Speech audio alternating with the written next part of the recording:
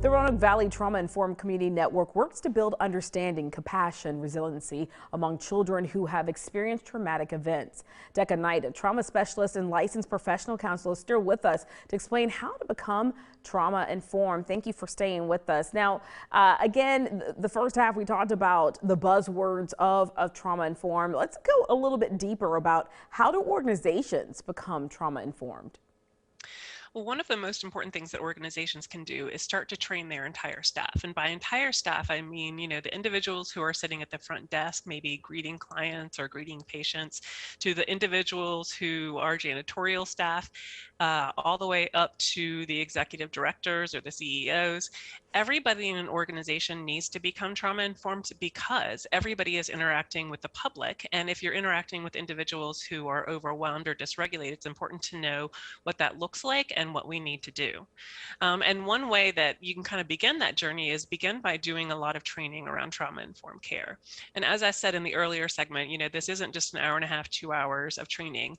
Quite often it takes multiple hours of training, and that training needs to be individualized for your organization and the individuals that you interact with.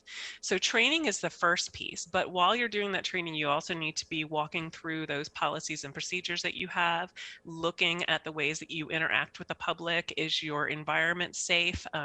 Are your front forward facing individuals that are interacting with people who come into the organization, do they know how to react if somebody's getting very overwhelmed or dysregulated? So there's a number of things that you can do to start that journey.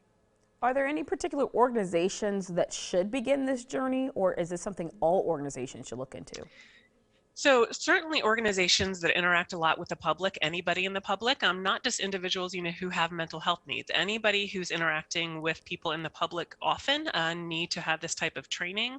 And then, organizations that do more of the business side, so banks and things like that, they need this training too, because they're still interacting with individuals in the community.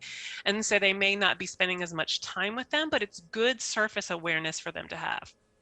So we talked about organizations. What about on a personal and individual level? Is this something that individuals should look into in terms of training? And if so, how can individuals learn more about trauma-informed care? So with the Roanoke Valley Trauma Informed Community Network, we have monthly trainings that are free to the public. And if you go on our Facebook page, you will see posts there about those. So we kind of go month to month with different topics. So for instance, we have our trauma basics presentation, which is about an hour and a half that helps you understand adverse childhood experiences and helps you to understand what happens long term with those ACEs, as well as what happens to the brain, and also resiliency factors that can help individuals when they're becoming overwhelmed.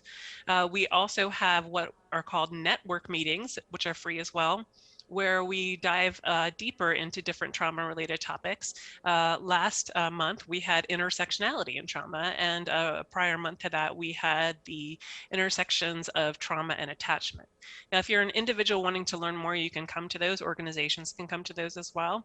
But if you're an individual who just wants to learn more on your own, there are so many books out there about trauma and adverse childhood experiences. You can easily go, buy any of those books. One of the most recent books that came out is What Happened to You, and it's a book that has gotten a lot of really good press. It's by Oprah and by Dr. Bruce Perry, who is an expert in our field.